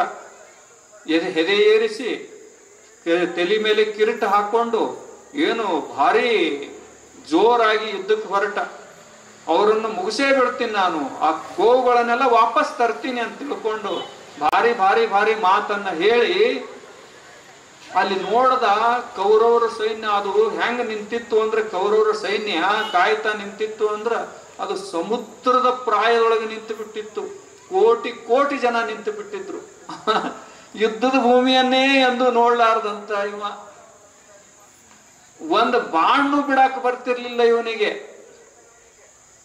ಆದ್ರೆ ಹೋದ, ಅದು ನೋಡಿ ಕಣ್ಣಿಗೆ ಚಕ್ಕರ್ ಬಂತು. ಇನ್ನು ಬಾಣೆಯಲ್ಲಿ ಬಿಡ್ತಾನ್ರಿ ನಾ ಸತ್ತೇ ಹೋಗ್ತೀನಿ, ನಾ ಇನ್ನು 4 ಹೆಜ್ಜೆ ಮುಂದೆ ಇಟ್ರ ಅಂತ ತಿಳ್ಕೊಂಡು ಮನಿಗೆ ಓಡಾಕ್ ಶುರು ಮಾಡಿ ರಥದಾನ್ ಜಿಗದ್ ಮನೆಗೆ ಓಡ್ತಾ ಇದ್ದ. ರಣಹೇಡಿಯಂತೆ ಓಡಿ ಬರ್ತಾ ಇದ್ದ. ಮತ್ತವ ಅರ್ಜುನ ಬಂದು ಅವನು ಹಿಡ್ಕೊಂಡೊಯ್ದು ಅವನಿಗೆ ರಥ ನಡ್ಸಕ್ಕ ಹೇಳಿ ತಾ ಯುದ್ಧ ಮಾಡಿ ಕೌರವ್ರನ್ನೆಲ್ಲ ಸೋಲಿಸ್ತಾನ ಮತ್ ಬೇರೆ. ಆದ್ರೆ ದೊಡ್ಡ ಮಾತನ್ನ ಹೇಳಿ ತಪ್ಪಿಸಿಕೊಂಡು ಯುದ್ಧ ಭೂಮಿಗೆ ಬೆನ್ನು ಮಾಡಿ ವಾಪಸ್ ಬರ್ತಾ ಇದ್ನಲ್ಲ, ಇದು ಏನ್ ಮಾಡ್ದಂಗ ಅಂದ್ರೆ ಬಸವಣ್ಣವ್ರು ಹೇಳ್ತಾರ, ಇದು ಚಂದ್ರಾಯುಧ ಇದ್ದು ಇಲ್ಲಾರ್ದಂಗ ಬಿಲ್ಲ ಬಾಣ ಎಲ್ಲ ಒಗದ್ ದಿಕ್ಕೆಟ್ಟು ಓಡಿ ಬರ್ತಾ ಇದ್ದ. ಏನ್ ಮಾಡೋದು? ಚಂದ್ರಾಯುಧ, ಹಂದಿ ಕೈ ಒಳಗೆ ಚಂದ್ರಾಯುಧ ಐತಿ, ಅದು ಯಾವುದಕ್ಕೂ ಕೆಲಸಕ್ಕೆ ಬರೋದಿಲ್ಲ. ಇವ ದೊಡ್ಡ ದೊಡ್ಡ ಮಾತು ಹೇಳಿದ್ದ, ರಣಹೇಡಿಯಂತೆ ಓಡಿ ಬರ್ತಾ ಇದ್ದ. ಚಂದ್ರಾಯುಧ ಇದ್ದು ಫಲವೇನು? ಅಂಧಕನ ಕೈಯಲ್ಲಿ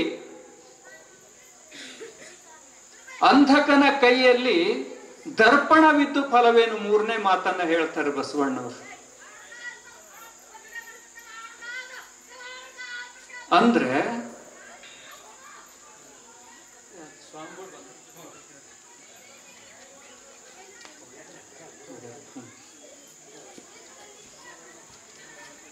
ಅಂಧಕನ ಕೈಯಲ್ಲಿ ದರ್ಪಣವಿದ್ದು ಫಲವೇನು? ಒಬ್ಬ ಕುರುಡದನ್, ಕಣ್ಣು ಕಾಣುತ್ತಿತ್ತು ಅಂತಂದ್ರ ಕನ್ನಡಿ ನೋಡಕ್ ಬರ್ತೈತಿ, ಕನ್ನಡಿಯಿಂದ ಲಾಭ ಆಗ್ತೈತಿ. ಅವ ಹುಟ್ಟು ಗುರುಡ, ಆದ್ರೆ ನೋಡಕ್ ಬರುವುದೇ ಇಲ್ಲ, ಕಣ್ಣೇ ಕಾಣೋದಿಲ್ಲ ಅಂದ ಅದ್ರ ಅವಶ್ಯಕತೆ ಏನೈತಿ? ಹಂಗ ಭಗವಂತ ಕೊಟ್ಟಿರುವಂತಹ ಈ ಅಮೂಲ್ಯವಾದ ಶರೀರದೊಳಗ ನಾವು ಅದು ಅಂಧಕ ಅಂದ್ರೆ ಇದು ಅಜ್ಞಾನದ ಪ್ರತೀಕ, ಗೊತ್ತೇ ಆಗುದಿಲ್ಲ. ಅದರ ಲಾಭ, ಅದರ ಹಿತಿ ಮಿತಿ ಏನು, ಅದರ ಅವಶ್ಯಕ, ಅದಕ್ಕೆ ಏನು ಪ್ರಯೋಜನ ಇಲ್ಲ ಅಂತ ಕನ್ನಡಿ ತಗೊಂಡು ಏನ್ ಮಾಡೋದು? ನಾವು ಕುರುಡರಿದ್ದೇವೆ, ಅಜ್ಞಾನಿಗಳಾಗಿದ್ದು ಇಂಥ ಮನುಷ್ಯ ಶರೀರ ಕೊಟ್ಟರು ಈ ಮನುಷ್ಯ ಶರೀರದ ಲಾಭ ನಮ್ಗೆ ತಗೊಳಕ್ ಬರೋದೇ ಇದ್ರ ನಾವು ಹುಟ್ಟು ಕುರುಡರಿದ್ದಂಗ ಬಸವಣ್ಣವ್ರು ಹೇಳ. ಒಂದು ಊರಿತ್ರಿ, ಆ ಊರಲ್ಲಿ ಒಬ್ಬ ಗೃಹಸ್ಥ ಇದ್ದ, ಒಬ್ಬ ಪ್ರಾಪಂಚಿಕ ಭಕ್ತ, ಬಹಳ ಒಳ್ಳೆಯವಿದ್ದ. ಆತ ಯಾವುದಕ್ಕೇನು ಕೊರತೆ ಇರಲಿಲ್ಲ, ಧಾರ್ಮಿಕ ಮನುಷ್ಯ, ಸುಸಂಸ್ಕಾರವಂತ, ಬಹಳ ಒಳ್ಳೆ ಸಾತ್ವಿಕ ಸ್ವಭಾವ. ಮಧ್ಯಾಹ್ನಲ್ಲಿ ಕಟ್ಟಿ, ಮನಿ ಹೊರಗಡೆ ಕಟ್ಟಿ ಮುಂದ ಒಂದು ಗಿಡದ ಕೆಳಗಡೆ ನೆರಳಿನಲ್ಲಿ ಕೂತಿದ್ದ.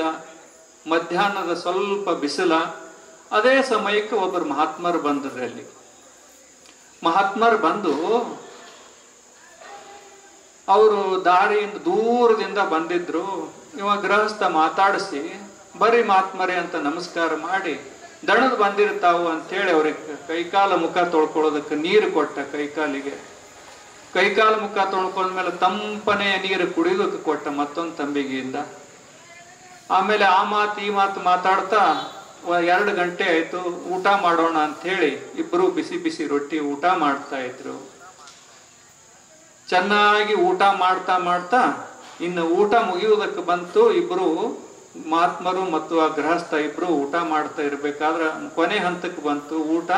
ಕೈ ತೊಳ್ಕೊಳ್ಳುವಾಗ ಆ ಮಹಾತ್ಮರ ದೃಷ್ಟಿ ಸ್ವಲ್ಪ ಸುತ್ತಮುತ್ತ ಹೋಯ್ತು.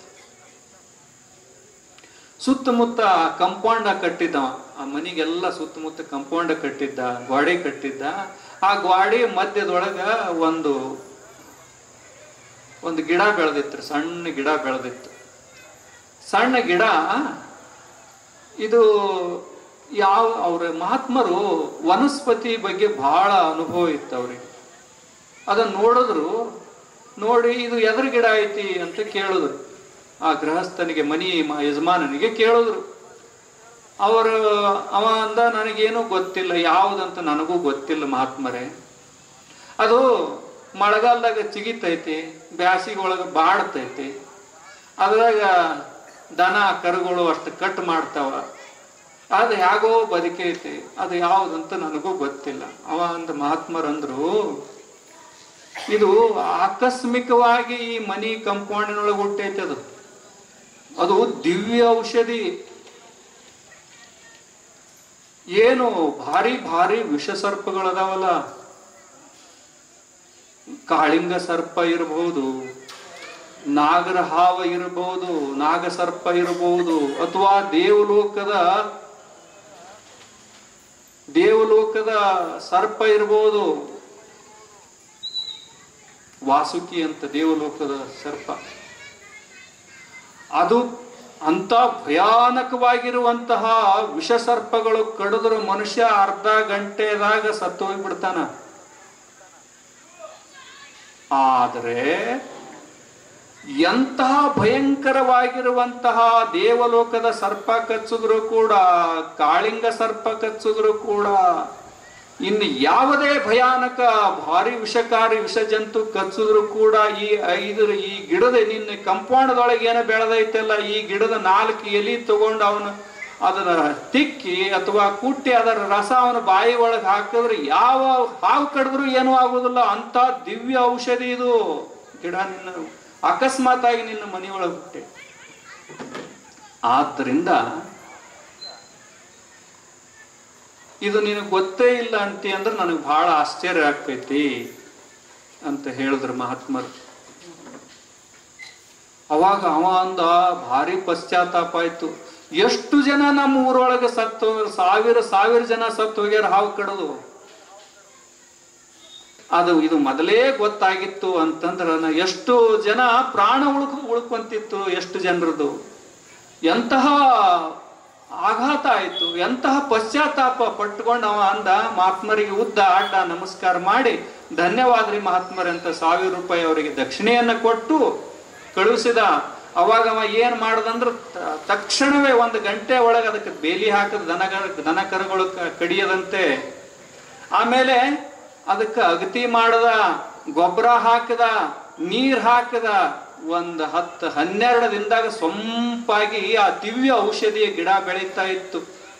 ನೋಡ್ಬೇಕು ನಾವು ಯಾಕೆ ಹೀಗೆ ಆಗ್ತಾ ಇದೆ. ಇದ್ರ ಹೇಳುವ ತಾತ್ಪರ್ಯ ಏನು ಅಂತಂದ್ರ, ವಸ್ತುವಿನ ಬೆಲೆ ಗೊತ್ತಾಗುವ ತನಕ ನಾವು ಆ ಕಡೆ ಲಕ್ಷಣೆ ಕೊಡೋದಿಲ್ಲ. ವಸ್ತು ಭಾರಿ ಬೆಲೆ ಬಾಳುವಂಥದ್ದು ಅಂದಾಗ ನಾವು ನೋಡುವ ದೃಷ್ಟಿಕೋನೇ ಬೇರೆ ಆಗ್ತದೆ, ವ್ಯವಸ್ಥೆನೇ ಬದಲಾಗಿ ಬಿಡ್ತೈತಿ. ಅದರಂತೆ ಈ ಮನುಷ್ಯ ಜನ್ಮ ಐತೆಲ್ಲ,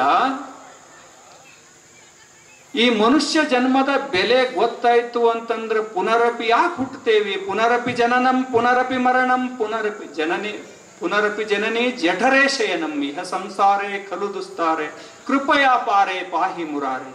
ಯಾಕೆ ಹುಟ್ಟಿದೇವಿ, ಯಾಕೆ ಸಾಯ್ತೇವಿ, ಏನ್ ಮಾಡ್ಬೇಕಾಗೈತಿ ಅಂತ ಗೊತ್ತಾಯ್ತು ಅಂತಂದ್ರೆ ಆ ಮನುಷ್ಯ ಬೇರೆನೇ ಆಗಿ ಬಿಡ್ತಾನ.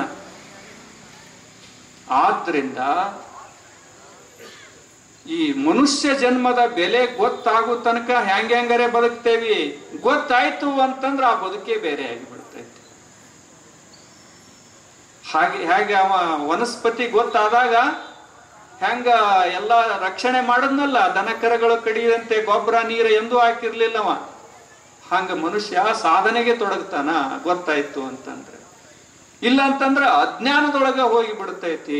ಅಂಧಕನ ಕೈಯಲ್ಲಿ ದರ್ಪಣವಿದ್ದು ಫಲವೇನು, ಏನು ಪ್ರಯೋಜನ? ನಮ್ದು ಮನುಷ್ಯ ಜನ್ಮ ಗುರಿ ನಮಗ್ ಗೊತ್ತಾಗದೆ ಇದ್ರ ಆ ಕುರುಡನ ಕೈ ಒಳಗ ಒಂದು ಇದನ್ನ ಕನ್ನಡಿ ಕೊಟ್ಟಂಗ ಆಗ್ತೈತಿ, ಏನು ಲಾಭ ಇಲ್ಲ. ಈ ಮನುಷ್ಯ ಜನ್ಮದ ಲಾಭ ಆಗುವುದಿಲ್ಲ. ಅಂಧಕನ ಕೈಯಲ್ಲಿ ದರ್ಪಣವಿದ್ದು ಫಲವೇನು, ಮರ್ಕಟನ ಕೈಯಲ್ಲಿ ಮಾಣಿಕ್ಯವಿರ್ದು ಫಲವೇನು. 4ನೇ ಮಾತನ್ನ ಹೇಳ್ತಾರೆ ಬಸವಣ್ಣವರು. ಅಂದ್ರೆ ಮರ್ಕಟ ಅಂತಂದ್ರೆ ಬಹಳ ಚಂಚಲ ಅದು. ಮರ್ಕಟ ಅಂತಂದ್ರ ಮಂಗಗಳು ಇರ್ತಾವಲ್ಲ, ಎಷ್ಟು ಚಂಚಲ ಇರ್ತಾವ್ರು. ಸುಮ್ಮನೆ ಕೂಡೋದಿಲ್ಲ, ಸುಮ್ಮನೆ ನಿಲ್ಲಲ್ಲ, ಸುಮ್ಮನೆ ನಿದ್ರಿ ಮಾಡೋದಿಲ್ಲ. ಅದಕ್ಕೆ ಅವು ಮಂಗಗಳು ನೋಡುದು ಅಂದ್ರೆ ಹುಡುಗರು ಬೆನ್ನ ಹತ್ತಾವ. ಬೆನ್ನ ಹತ್ತದಿಲ್ರಿ ಅಂದ್ರೆ ಅವು ಅವು ಹುಡುಗರು ಮಂಗ ಇದ್ದಂಗೆ ಇರ್ತಾವ್ರ ಅವು. ಆದ್ರಿಂದ ಅವಕ್ಕ ಮೇಳ ಆಗ್ತದೆ. ಮಂಗ್ಯ ಬಂತು ಊರಾಗ ಅಂತಂದ್ರೆ 10 ಜನ 10 ಹುಡುಗರು ಬೆನ್ನ ಹತ್ತು ಬಿಡ್ತಾರೆ. ಹೌದಲ್ರಿ? ಅವನು ನೋಡುವಂಗಿರ್ತಾವ ಮಂಗಳ, ಹುಡುಗರು ನೋಡುವಂಗ ಇರ್ತಾವ. ಅದು ಮೊದಲೇ ಚಂಚಲ ಪ್ರಾಣಿ, ಒಂದೇ ಕಡೆ ಕೂಡುದಿಲ್ಲ. ಜಿಗಿದ ಆ ಟೊಂಗಿಯಿಂದ ಈ ಟೊಂಗಿಯಿಂದ ಆ ಮನೆಯಿಂದ ಈ ಮನೆಯಿಂದ ಆ ಮನೆಗೆ ಜಿಗಿದಾಡ್ತಾ ಇರ್ತಾವ, ನರ್ತನ ಮಾಡ್ತಾ ಇರ್ತಾವ ಮಂಗಳು. ಒಂದು ಕ್ಷಣನೂ ಸುಮ್ಮನೆ ಇರೋದಿಲ್ಲ. ಅವಾಗ ಅದಕ್ಕೆ ಮೊದಲೇ ಚಂಚಲ ಪ್ರಾಣಿ ಅಲ್ಲ, ಅದಕ್ಕೆ ಯಾರೋ ಕಳ್ಳು ಕುಡಿಸಿದ್ರು. ಕಳ್ಳು ಅಂದ್ರೆ ಗೊತ್ತಾಯ್ತಂತ? ಕಳ್ಳು ಕುಡಿಸಿದ್ರು, ಸೆರೆ ಕುಡಿಸಿದ್ರು. ಯಾರೋ ಅದು ಸೆರೆ ಕುಡಿಸಿದ್ರು. ಮೊದಲೇ ಚಂಚಲ ಪ್ರಾಣಿ, ಅದಕ್ಕೆ ಸೆರೆ ಕುಡಿಸಿದಾಗ ಮತ್ತಷ್ಟು ಜೋರಾಗಿ ಕುಣಿತಾ ಇತ್ತು. ಅದರಂಗ ಡ್ಯಾನ್ಸ್ ಮಾಡೋರೇ ಯಾರು ಇರಲಿಲ್ಲ, ಹಂಗ ಮಾಡಕ್ ಶುರು ಮಾಡುತ್ತೆ. ಅದು ಮುಗಿಲಿಲ್ಲ ಕತೆ. ಭಾರಿ ಚಂಚಲ ಶುರು ಆಯ್ತಲ್ಲ. ಮೊದಲೇ ಚಂಚಲ, ಆಮೇಲೆ ಸೆರೆ ಕುಡಿಸಿದ್ರು. ಸೆರೆ ಕುಡಿಸದ ಮೇಲೆ ಮತ್ ಏನಾಯ್ತು ಅಂದ್ರ 3ನೇದಾಗಿ ಅದಕ್ಕ ಏನ್ ಮಾಡಿದ್ರು ಅಂತಂದ್ರೆ, ಅದಕ್ಕ ಒಂದು ಭೂತ ಬಡಿತು. ಅದಕ್ಕೊಂದು ಭೂತ ಬಡಿತು, ಇನ್ನಷ್ಟು ಜೋರ. 4ನೇ ಗೇರ ಹಾಕದಂಗ, ಕಾರಿಗೆ 4ನೇ ಗೇರ ಹಾಕದಂಗ ಬಹಳ ಸ್ಪೀಡ್ ಶುರು ಆಯ್ತು. ಅದಕ್ಕೊಂದು ಲಾಸ್ಟಿಗೆ ಒಂದು ಚೇಳ ಕಡಿತ್ರಿ. ಅದಕ್ಕೆ ಇನ್ನು ಮುಗಿತಲ್ಲ, ಇನ್ನು ವರ್ಣ ಮಾಡಕ್ ಆತೈತ್ರಿ. ಅಷ್ಟು ಚಂಚಲವಾಗಿರುವಂತಹ ಪ್ರಾಣಿ ಅದು. ಅಂದ್ರ ಈ ಚಂಚಲ ಮನಸ್ಸಿಗೆ ಈ ಸತ್ಸಂಗವೇ ದಿವ್ಯ ಔಷಧ. ಚಂಚಲದಂತ ಈ ಚಂಚಲ ಮನಸ್ಸಿಗೆ, ಮಂಗನಂತ ಮನಸ್ಸಿಗೆ ಮಹಾತ್ಮರ ಮಾತುಗಳೇ ಅದಕ್ಕೆ ಕಡಿವಾಣ, ಬ್ರೇಕ್ ಇದ್ದಂಗ. ಆದ್ರ ಮರೆತು ಹೋಗ್ತೈತೆ. ಈಶ ಪ್ರಸಾದ ಸ್ವಾಮಿಗಳು ಯಾಕೆ ಸತ್ಸಂಗವನ್ನ ಇಡ್ತಾರ ಅಂತಂದ್ರ, ಅದಕ್ಕೆ ನಮ್ಮ ಮನಸ್ಸು ಚಂಚಲತೆ ಕಡೆಗೆ ಹೋಗಬಾರದು ಅಂತ ಹೇಳಿ. ಖಾಲೆ ಇತ್ತು ಅಂತಂದ್ರೆ ಏನರೇ ಶುರು ಆಗ್ತೈತಿ. ಆದ್ರಿಂದ ಇದಕ್ಕ ಏನಾದ್ರೂ ಒಂದು ಆಶ್ರಯ ಬೇಕು. ಶುಭದತ್ತ ಅಂತ ಒಬ್ಬ ಇದ್ದ ಒಂದು ಊರಲ್ಲಿ. ಶುಭದತ್ತ ಬಹಳ ಸಾತ್ವಿಕ, ಒಳ್ಳೆಯ ಪ್ರಾಮಾಣಿಕ, ಆದ್ರೆ ಬಡತನ ಬಹಳ. ಎಷ್ಟು ಬಡತನ ಅಂದ್ರೆ ಕಿತ್ತಿ ತಿನ್ನುವಂತ ಬಡತನ. ಉಣ್ಣುವುದಕ್ಕ ಅನ್ನ ಇಲ್ಲ ಮನೆಯೊಳಗ, ಉಡುವುದಕ್ಕ ಬಟ್ಟಿ ಸರಿಯಾಗಿಲ್ಲ. 4 ಜನ, ಮನೆ ತುಂಬ ಮಕ್ಕಳು. ಮಹಾಭಾರತದಲ್ಲಿ ಕೃಷ್ಣನ ಗೆಳೆಯ ಸುಧಾಮನ ಕಥೆಯಂತೆ ನಾವು ಕೇಳ್ತೇವಲ್ಲ, ಬಡ ಸುಧಾಮ. ಅಷ್ಟು ಬಡತನ ಇವನಿಗೆ. ಮಹಾರಾಷ್ಟ್ರದಲ್ಲಿ ತುಕಾರಾಮರಿಗಿರುವಷ್ಟು ಬಡತನ, ಅಂತಹ ಬಡತನ. ಆದ್ರೆ ಎಲ್ಲರಿಗೂ ಬೇಕಾಗಿದ್ದ, ಅಷ್ಟೇ ಸಾತ್ವಿಕ ಇದ್ದ, ಪ್ರಾಮಾಣಿಕ ಇದ್ದ. ಒಳ್ಳೆಯವರು ಎಲ್ಲರಿಗೂ ಬೇಕಾಗ್ತಾರೆ, ಊರವ್ರಿಗೆಲ್ಲ ಬೇಕಾಗಿದ್ದ ಶುಭದತ್ತ. ಆದ್ರೆ ಏನಾಯ್ತು ಅಂತಂದ್ರೆ, ಯಾರೋ ಮನುಷ್ಯರಿಗೆ ಊರವ್ರಿಗೆ ಎಲ್ಲರಿಗೆ ಬೇಕಾಗ್ತಾರ, ಅವರು ದೇವತೆಗಳಿಗೂ ಬೇಕಾಗ್ತಾರ. ಯಾರು ದೇವತೆಗಳಿಗೆ ಬೇಕಾಗ್ತಾರ, ಮಹಾತ್ಮರಿಗೂ ಬೇಕಾಗ್ತಾರ, ಮಹಾತ್ಮರ ಆಶೀರ್ವಾದ ಸಿಗ್ತದೆ.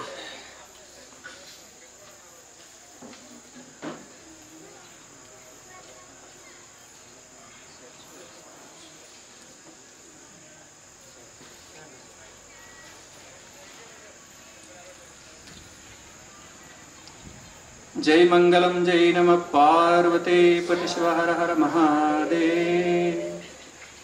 ನೋಡ್ರಿ, ಅಂದ್ರೆ ದೇವತೆಗಳಿಗೆ ಯಾರು ಬೇಕಾಗ್ತಾರ, ಎಲ್ಲರಿಗೂ ಯಾರು ಬೇಕಾಗ್ತಾರ, ಅವ್ರು ಮಹಾತ್ಮರಿಗೂ ಬೇಕಾಗ್ತಾರ. ನೀವೆಲ್ಲ ಮಹಾತ್ಮರಿಗೆ ಬೇಕಾಗಿರಿ ಅಂತ ತಿಳ್ಕೊಂಡು ಇಲ್ಲಷ್ಟು ಮಹಾತ್ಮರು ಬಂದ್ರು ನೋಡ್ರಿ, ಹೌದಲ್ರಿ? ಈಶ ಪ್ರಸಾದ ಸ್ವಾಮಿಗಳ ಒಂದು ಅವರ ಎಲ್ಲರಿಗೂ ಬೇಕಾಗಿರುವಂತ ಹಿರಿಯದಾದಂತಹ ಒಂದು ವಿಶಾಲ ಮನೋಭಾವ ಅವರು. ಶುಭದತ್ತ ಬಹಳ ಬಡವ. 7 ಜನ ಋಷಿಗಳು ಒಂದಿನ ಬಂದ್ರು, 7 ಋಷಿಗಳು ಬಂದು ಅವ್ರ ಕೈಯಲ್ಲಿ ಒಂದು ಕಲಶ ಹಿಡ್ಕೊಂಡು ಬಂದ್ರು. ಬಹಳ ಅದ್ಭುತವಾಗಿರುವಂತಹ ಕಲಶ ಅದು ಈ ಇಚ್ಛೆ ಮಾಡಿದ್ದನ್ನ ಕೊಡುವಂತಹ ಕಲಶ. ಅದು ಅಕ್ಷಯ ಪಾತ್ರೆ ಅಂತ ಹೇಳ್ತೇವೆ, ಇಚ್ಛಿಸಿದ್ದನ್ನ ಕೊಡುವಂಥದ್ದು. ಅಂತಹ ಕಲಶವನ್ನ ತಗೊಂಡು ಶುಭದತ್ತನ ಎದುರಿಗೆ ಕಾಣಿಸಿಕೊಂಡು, ಅವರಿಗೆ ನೋಡಕ್ಕಾಗ್ಲಿಲ್ಲ ಪಾಪ, ಇವನ ಬಡತನವನ್ನ ನೋಡಿ ಇವನಿಗೇನಾದ್ರೂ ಸಹಾಯ ಮಾಡೋಣ ಅಂತ ಹೇಳಿ ಬಂದ್ರು. ಶುಭದತ್ತ, ನೀ ಏನು ಬೇಡ್ತೀಯಲ್ಲ ಇದೆಲ್ಲ ಕೊಡ್ತದೆ ಕಲಶ. ನೀ ಬೆಳ್ಳಿ ಬೇಕಂದ್ರೆ ಬೆಳ್ಳಿ ಕೊಡ್ತೈತಿ, ಬಂಗಾರ ಬೇಕಂದ್ರೆ ಬಂಗಾರ ಕೊಡ್ತೈತಿ, ಬಂಗಾರಕ್ಕಿಂತ 100 ಪಟ್ಟು ಬೆಲೆ ಬಾಳುವಂತ ವಜ್ರ ಬೇಕಂದ್ರೆ ವಜ್ರ ಕೊಡ್ತೈತಿ. ನೀ ಇಂತಹ ಇಷ್ಟವಾದಂತಹ ಯಾವುದೇ ಅನ್ನ ಬೇಡಿದ್ರು 1,00,000 ಜನ 1,00,00,000 ಜನರಿಗೆ ಒಂದೇ ಸಲ ಕೊಡ್ತೈತಿ. ಅಂತಹದ ಕಲಶ ಇದು ಮಾಂತ್ರಿಕ ಕಲಶ. ಇದು ಮಂತ್ರದಿಂದ ನಾವು 7 ಮಂದಿ ತಪಸ್ಸಿನ ಧಾರೆ ಎರೆದು ಇದನ್ನ ಕೊಟ್ಟಿದ್ದೇವೆ ನಿನಗೆ. ಇದನ್ನ ಸರಿಯಾಗಿ ಸದುಪಯೋಗ ಮಾಡ್ಕೋ. ಇದನ್ನ ಸರಿಯಾಗಿ ನೀನು ಸದುಪಯೋಗ ಮಾಡ್ಕೋ. ಇದನ್ನ ತೆಳಗೆ ಬೀಳದಂತೆ ನೋಡ್ಕೋ. ಭೂಮಿಗೆ ಸ್ಪರ್ಶ ಆಗಬಾರ್ದು, ಇದು ಎಂದೂ ಭೂಮಿಗೆ ಬೀಳಬಾರ್ದು. ಅಕಸ್ಮಾತ್ ಬಿತ್ತು ಅಂತಂದ್ರ ಹೇಳುದಿಲ್ರಿ, ಯಾರು ಭಜನೆಯಲ್ಲಿ ಹೇಳ್ತಾರೆ, ಹೊತ್ತಂತ ಕೊಡವಿದು ಬಿತ್ತಂದ್ರ ಸಿಗದಮ್ಮ, ಉತ್ತಮ ದಾರಿ ಹಿಡಿಯೇ ತಂಗೆಮ್ಮ, ಎಚ್ಚರದಿಂದ ನಡಿಯೇ. ಬಹಳ ಎಚ್ಚರದಿಂದ ಇರಬೇಕು, ತಿಳುವು ಬಾಳ ಇರಬೇಕು ತಮ್ಮ. ಅದು ತಿರುಗಿ ಬರಲಕ್ಕ ಪುನವಿಲ್ಲೋ ಜನ್ಮ, ತಿಳು ಬಾಳ ಇರಬೇಕು ತಮ್ಮ. ಮಾತಿನಲ್ಲಿ ಎಚ್ಚರ, ನೋಟದಲ್ಲಿ ಎಚ್ಚರ, ಕೃತಿಯಲ್ಲಿ ಎಚ್ಚರ. ಎಚ್ಚರ ತಪ್ತು ಅಂತಂದ್ರ ಹಾನಿ ಬೇರೆದವರಿಗೆ ಆಗುದಲ್ಲ, ನಮಗ ಮೊದಲ ಹಾನಿ.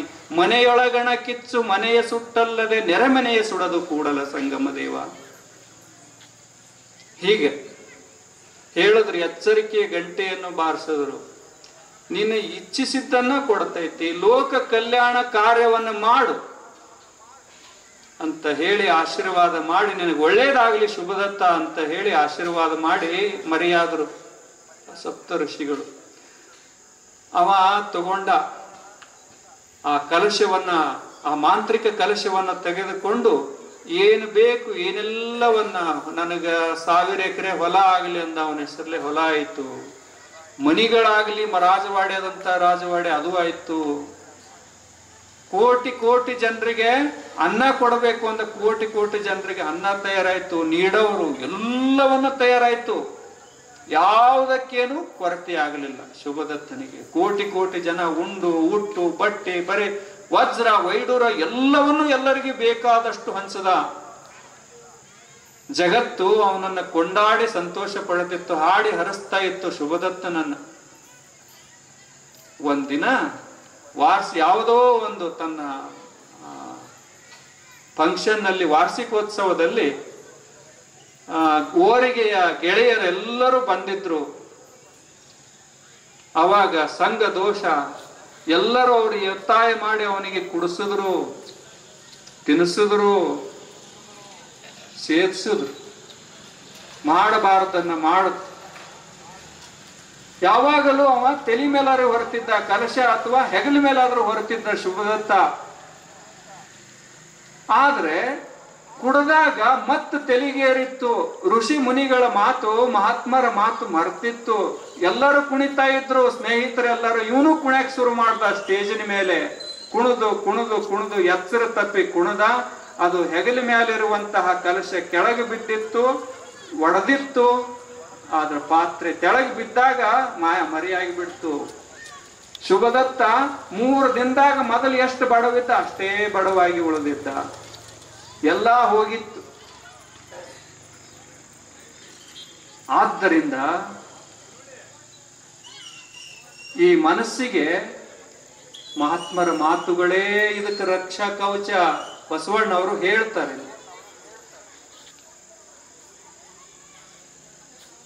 ಮಾಣಿಕ್ಯ ಮಂಗನ ಕೈಯಲ್ಲಿ, ಮರ್ಕಟನ ಕೈಯಲ್ಲಿ ಮಾಣಿಕ್ಯವಿರ್ದು ಫಲವೇನು.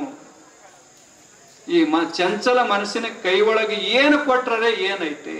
ಆದ್ರಿಂದ ನಾವು ಬಹಳ ಎಚ್ಚರಾಗಿರ್ಬೇಕು. ನವರಾತ್ರಿ ಒಳಗ, ಮಹಾನವಮಿ ನವರಾತ್ರಿ ಒಳಗ ದೀಪ ಹಾಕಿರ್ತಾರೆ ಹೆಣ್ಮಕ್ಳು. ಅದು ಗಾಳಿ ಬಂದ ಆರದಂತೆ ನೋಡ್ತಾ ಇರ್ತಾರ. ಆಮೇಲೆ ಬೆಕ್ಕು ಬಂದು ದೀಪ ಬತ್ತಿ ತಿನ್ನದಂತೆ ನೋಡ್ತಾರ. ಒಟ್ಟು ಹಗಲು ರಾತ್ರಿ ಆರದಂತೆ ಎಚ್ಚರಿಕೆಯಿಂದ ನೋಡ್ಕೊಂತಿರ್ತಾರಲ್ಲ. ಹಂಗ ಬಹಳ ಎಚ್ಚರಿಕೆಯಿಂದ ಇರ್ಬೇಕ್ರಿ. ಮನುಷ್ಯ ಜನ್ಮ ಬಂದ ಮೇಲೆ ಎಚ್ಚರಿಕೆ ತಪ್ಪಿತು ಅಂತಂದ್ರ ಶುಭದತ್ತ ಎಲ್ಲ ಕಳ್ಕೊಂಡಂಗ ಆಗಿಬಿಡ್ತೈತಿ. ಮನುಷ್ಯ ಜನ್ಮ ಇದು ಎಲ್ಲಾ ಪ್ರಾಣಿಗಳಕ್ಕಿಂತ ಶ್ರೇಷ್ಠವಾಗಿರುವಂತಹ ಮಾನವ ಜನ್ಮವನ್ನ ಪಡ್ಕೊಂಡು ಮತ್ತೆ ಏನೂ ಸಿಗದಂತೆ ಹೋದ್ರೆ ಬಹಳ ಅನಾಹುತ ಅದು ನಮಗೇ ಆಗ್ತೈತಿ. ಅದಕ್ಕೆ ಬಸವಣ್ಣವರು ಕೊನೆಗೊಂದು ಮಾತನ್ನು ಹೇಳಿ ಮುಗಿಸ್ತಾರೆ. ಕೂಡಲ ಸಂಗನ ಶರಣರ ನರಿಯದವರ ಕೈಯಲ್ಲಿ ಲಿಂಗವಿರ್ದು ಫಲವೇನು. ಅನ್ಯ ವಿಷಯ ಕೆಳಸದಂತೆ ಇರಿಸು ಕೂಡಲ ಸಂಗಮ ದೇವ. ಅಂದ್ರೆ ದೇವರಂದ್ರೆ ಏನು ಅಂತ ಗೊತ್ತಿಲ್ಲದೆ ಇರುವಂತಹ ಜನ ಇರುವಾಗ ಈ ಮನುಷ್ಯ ಜನ್ಮ ಬಂದು ಏನು ಫಲ. ಈಗ ಕೆಲವ್ರು ಇರ್ತಾರ ನೋಡ್ರಿ, ಈ ಊರಾಗ ಹೆಂಗದ್ರ ಗೊತ್ತಿಲ್ಲ, ಬೇರೆ ಬೇರೆ ಊರುಗಳಲ್ಲಿ ಇದು ಬಸ್ ಸ್ಟ್ಯಾಂಡ್ ಇರ್ತೈತಲ್ರಿ, ಅಲ್ಲಿ ಒಳ್ಳೆ ಗೋಡೆ ಇತ್ತು, ನುಣುಪಾದ ಗೋಡೆ ಇತ್ತು, ಬಹಳ ಸ್ವಚ್ಛ ಗೋಡೆ ಇತ್ತು ಅಂತಂದ್ರೆ ಅವ್ರ ಹೆಸರು ಹಾಕೋದು. ಏನ್ಲಿ ಕಡುವಿಲೆಲ್ಲ ಬರೆಯೋದು, ಮಸಿಯಿಂದ ಬರೆಯೋದು, ದೊಡ್ಡ ಪೆನ್ನಿಂದ ಬರೆಯೋದು. ಮುಂದೆ ಇದು ಹಾಕೋದ್ರಿ, ಏನ್ ಹಾಕ್ತಾರ್ರಿ, ತಮ್ಮ ಮೊಬೈಲ್ ನಂಬರ್ ಹಾಕೋದು ಹಿಂಗೆ. ಅಥವಾ ಏನಾದ್ರೂ ಚಿತ್ರಗಳನ್ನು ಬಿಡಿಸೋದು, ಅಸಹ್ಯ ಮಾಡೋದು ಒಟ್ಟಿನಲ್ಲಿ. ಆಮೇಲೆ ಮತ್ತೇನ್ ಮಾಡ್ತಾರಂತಂದ್ರೆ ಈ ಶಾಲಾ ಕಾಲೇಜುಗಳಲ್ಲಿ ಬರೆಯೋದು, ಡೆಸ್ಕ್ನಲ್ಲಿ ಬರೆಯೋದು, ಈ ಟ್ರೈನ್ನಲ್ಲಿ ಬರೆಯೋದು. ಅವ್ರು ಮಾಡೋದು ಅದು ಒಂಥರ ಇರ್ತೈತೆ, ಮಜಾ ಅನಿಸ್ತೈತೆ ಅವ್ರಿಗೆ, ಬಹಳ ಆನಂದ ಅನಿಸ್ತೈತೆ.